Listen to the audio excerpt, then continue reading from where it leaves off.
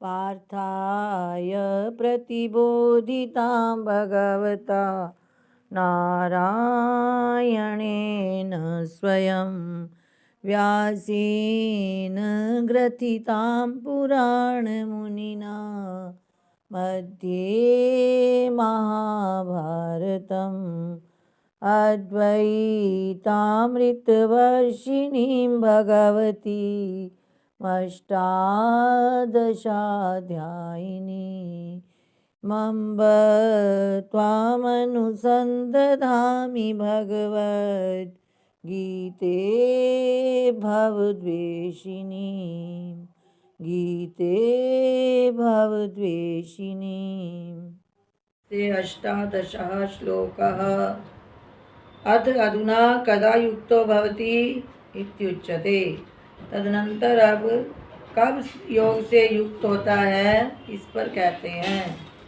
यदा विनियतं चित्तमात्मन्नेवावतिष्ठते निष्क्रियः सर्वकामेभ्यो युक्त इत्युच्यते तदा।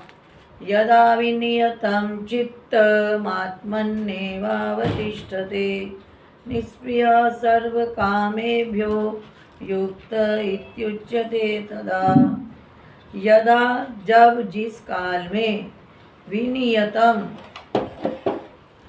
विशेष रूप से संयमित हो जाता है, एकाग्र हो जाता है, चित्तम चित्त, जब इसका चित्त विशेष रूप से बिल्कुल एकाग्र हो जाता है, केवल आत्मनि एव अवतिष्ठते और आत्मा में ही स्थिर हो जाता है।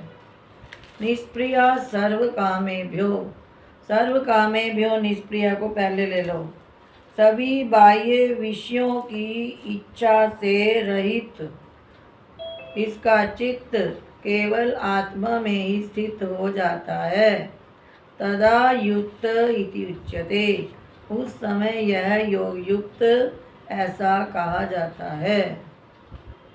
जब विशेष रूप से संयमित किया हुआ चित्त सभी विषय भोगों की इच्छा से रहित हुआ, आत्मी एवं तिष्ठते, केवल आत्मा में ही स्थित होता है, तब यह पुरुष योग युक्त इस प्रकार से कहा जाता है। तदा तब युक्त इति उच्यते, योग से युक्त ऐसा कहा जाता है। भाष्य। यदा जब विनियतम चित्तम, विनियतम चित्तम का भाष्य कर रहे हैं। विशेषेण नियतम संयतम एकाग्रताम आपन्नम चित्तम, विशेष रूप से नियमित किया गया है, संयमित किया गया है, एकाग्रता को प्राप्त हो गया है चित्त, जब जिस काल में। फिर हित्वा बाह्य चिंताम, बाह्य सभी प्रकार के चिंतन को छोड़कर आत्मनि एव केवले अवतिष्ठते, केवल आत्मा में ही स्थित होता है। इसको दोबारा बतला रहे हैं भाष्य में। स्वात्मनि स्थितिम लभते, अपनी आत्मा में ही स्थिति प्राप्त करता है, यह अर्थ हुआ।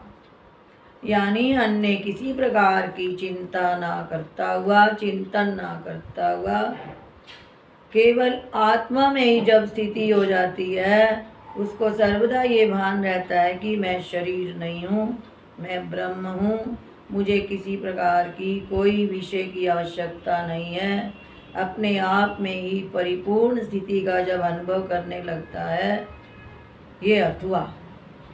तब समझो कि इसका चित्त योग युक्त है। निष्प्रिया सर्व कामेभ्यो, इसका भाष्य कर रहे हैं। निर्गता, निकल गई हैं, गता भी कह सकते थे, पर निर्गता बिल्कुल चली गई हैं। क्या चीज़?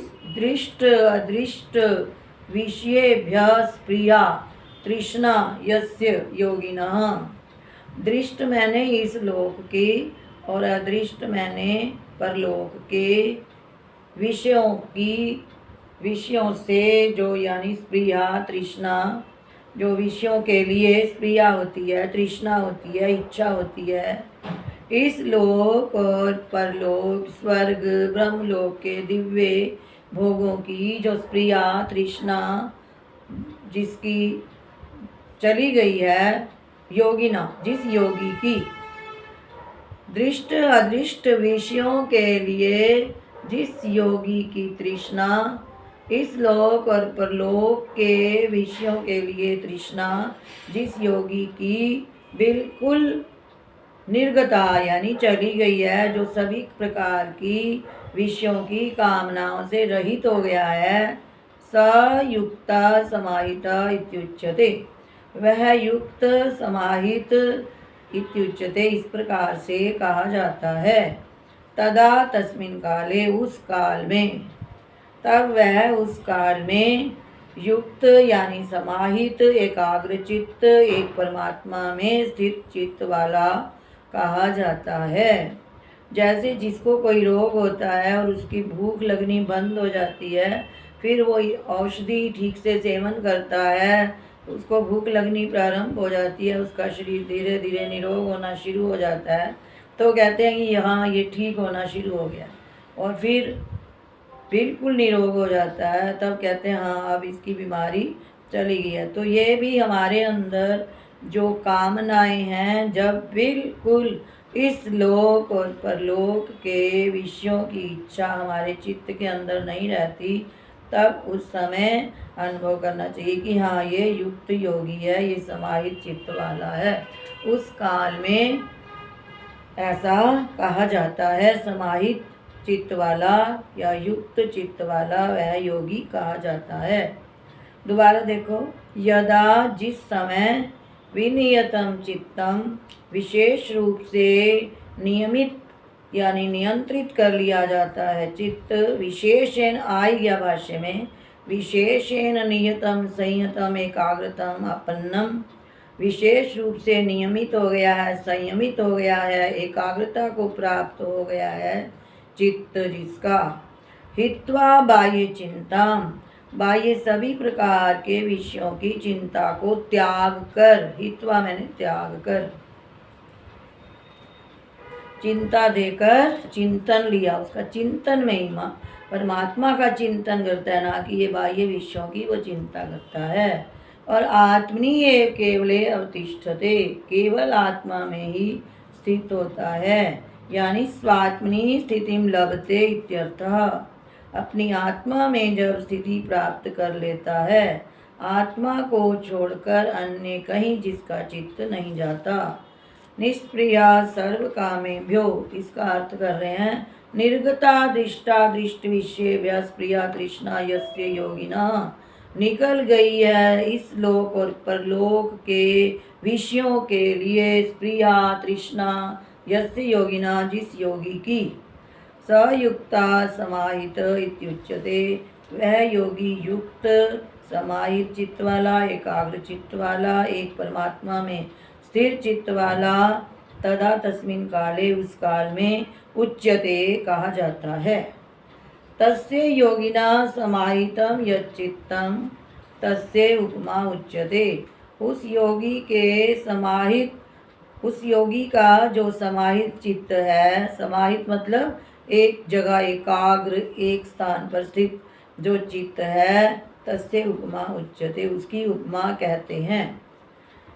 अब उसकी उपमा दे रहे हैं किससे, यथा दीपो निवातस्थो नेंगते सोपमा स्मृता, योगिनो यत चित्तस्य युञ्जतो योगमात्मनः, यथा दीपो निवातस्थो नेंगते सोपमा स्मृता, योगिनो यत चित्तस्य युञ्जतो योगमात्मनः। यथा जिस प्रकार, दीपो दीपक, कहाँ पर, निवातस्थो वायु रहित स्थान में स्थित हुआ दीपक, जिस प्रकार वायु रहित स्थान में रखा हुआ दीपक न एंगते न इंगते नहीं कहेंगे, न एंगते, चलायमान नहीं होता है।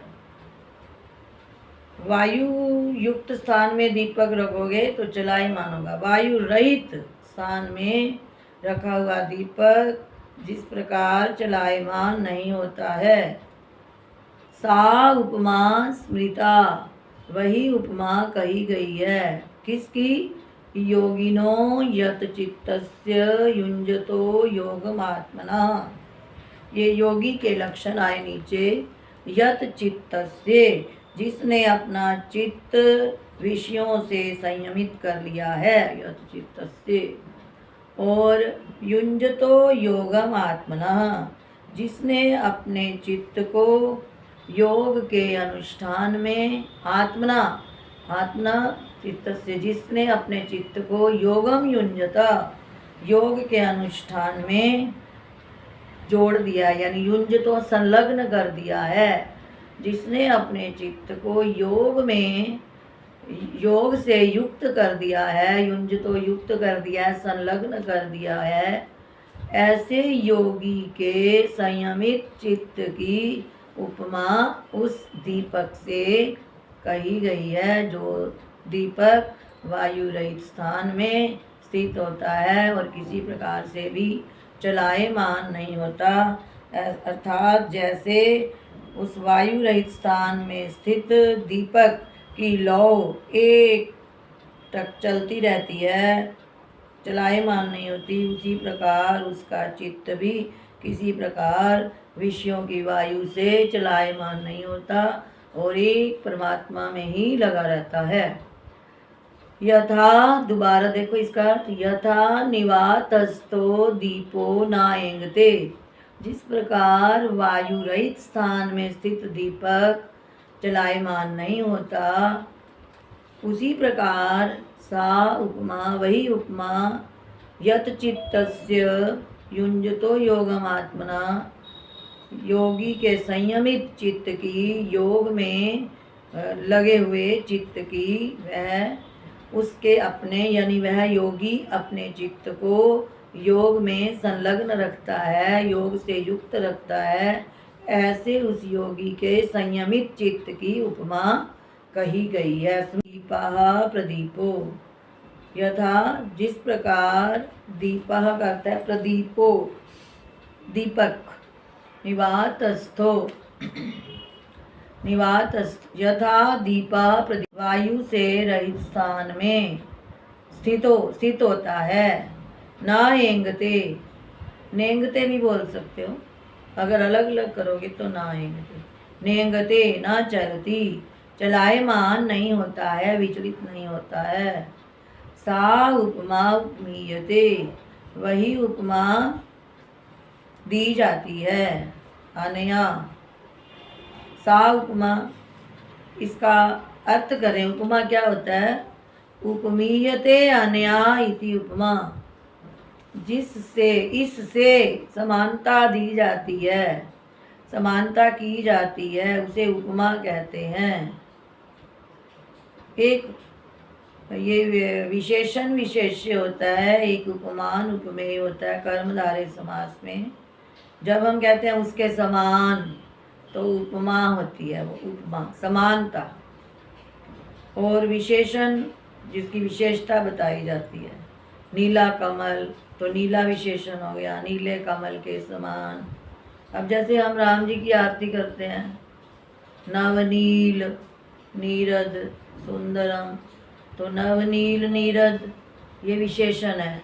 नए नीले बादल के समान जो श्याम वर्ण है, ये विशेषण देकर फिर ईव शब्द जहाँ आ जाएगा वो उपमा हो जाएगी। ऐसे जहाँ पर ईव आ जाएगा, नवनील नीरद, तो नील नीरद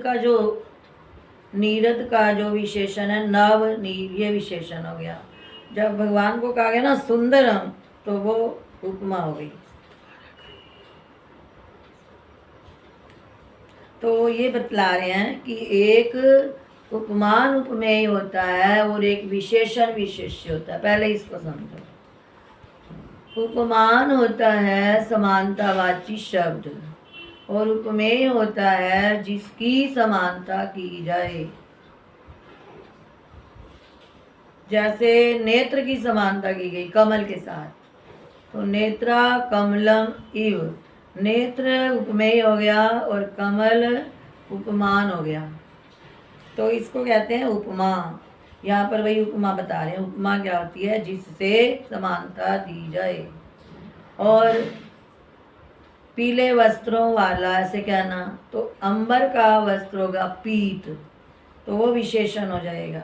तो कर्मधारय समास में एक विशेषण विशेष्य वाला समास होता है और एक उपमान उपमेय वाला समास होता है। जिसकी विशेषता बतलाई जाए वो विशेष्य, और जो गुण इत्यादि बताया जाए वो विशेषण, और जिसकी समानता बताई जाए वो उपमेय, जिससे समानता दी जाए वो उपमान या उपमा। तो यहाँ उपमा की बात चल रही है, समानता। तो योगी के संयमित चित्त की उपमा वायु रहित स्थान में रखे हुए दीपक से की जा रही है। तो इसलिए कहा गया कि उपमीयते अनया इति उपमा, इसके द्वारा इससे समानता की जा रही है, इसलिए उपमा, उसे उपमा कहते हैं। जिस वस्तु को आगे रख कर बताया जाए कि इसके समान, जैसे यहाँ किसके समान बतलाया? निवाते वात वर्जिते देशे दीपो, वायु रहित स्थान में स्थित दीपक, तो ये उपमावाची शब्द हो गया। किसकी उपमा दे रहे हैं? चित्त की, वो उपमेय हो गया। तो यहाँ उपमा की परिभाषा आई है, उपमीयते अनया इति उपमा, जिससे समानता की जाती है, इस वस्तु से समानता की जाती है, उसे उपमा कहते हैं। योगज्ञ, योग को जानने वाले, चित्त प्रचार दर्शी भी, चित्त की अवस्थाओं को जो देखने वाले पुरुष हैं, चित्त की अवस्थाओं का जिन्हें ज्ञान है, ऐसे योगियों को कहा जाता है चित्त प्रचार दर्शी भी।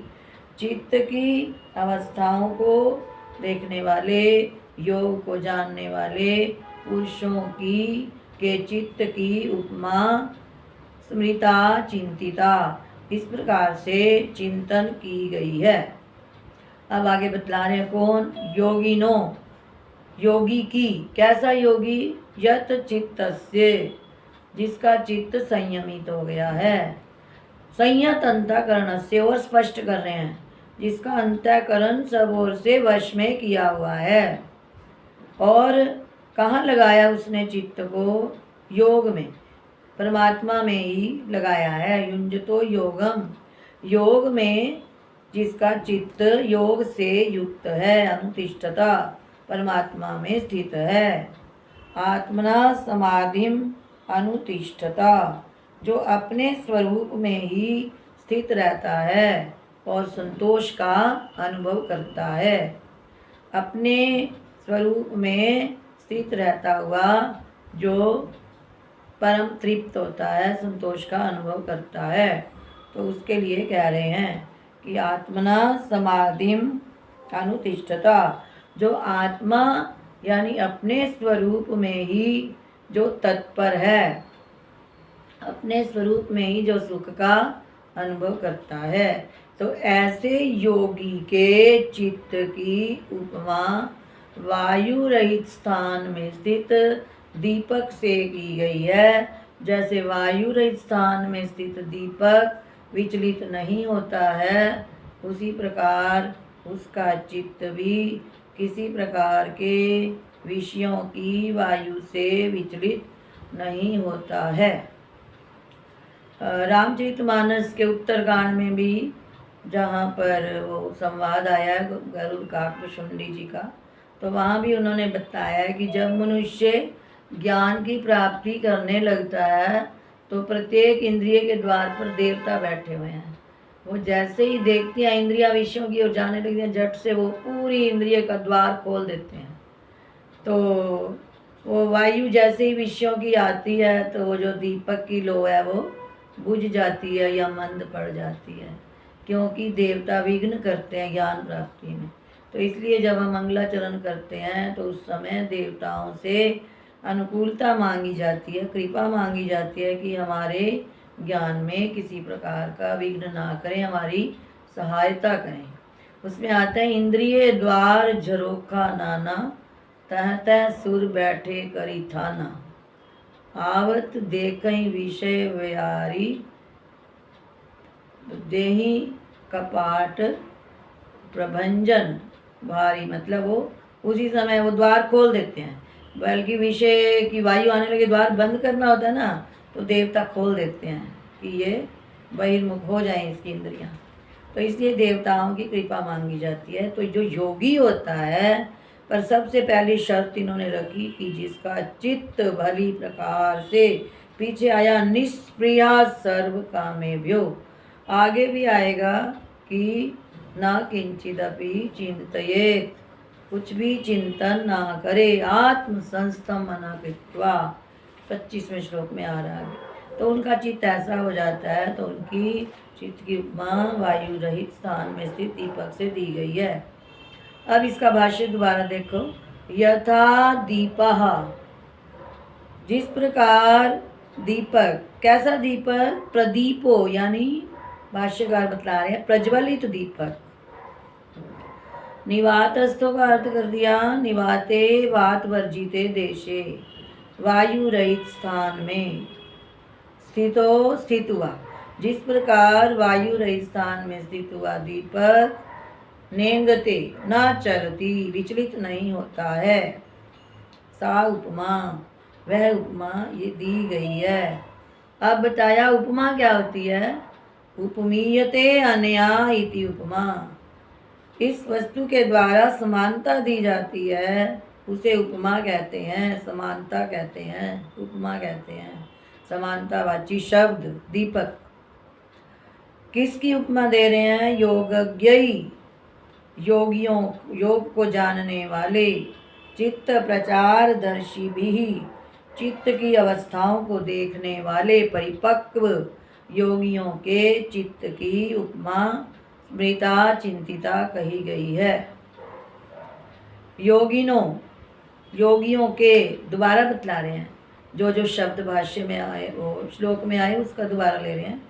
योगिनो, योगी के, यत चित्तस्य, संयमित चित्त की, इसका वो कर रहे हैं भाष्य, यत चित्तस्य का संयत अंतःकरणस्य, संयमित अंतःकरण वाले योगी के, युंजतो योगम, योग में लगे हुए, युंजतो योगम, अनुतिष्ठता कर दिया युंजतो का अर्थ, योग में ही लगा हुआ है, परमात्मा के ध्यान में ही लगा हुआ है। आत्मना समाधि अनुतिष्ठत, आत्मा की समाधि में ही जिसका चित्त तत्पर है, यानी जो अपने स्वरूप के चिंतन में ही निरंतर लगा हुआ है, इत्यर्थ। इसका यह अर्थ है। साधारण अर्थ तो इसका यही है। बाकी ये है कि हमारा चित्त यदि इधर उधर विषयों की ओर जाएगा तो वायु वाला दीपक हो जाएगा वो, और अगर हमारा चित्त संयमित है तो वायु रहित रखा हुआ, वायु रहित स्थान में रखा हुआ जिस प्रकार दीपक चलायमान नहीं होता, उसी प्रकार उसका चित्त भी चलायमान नहीं होता।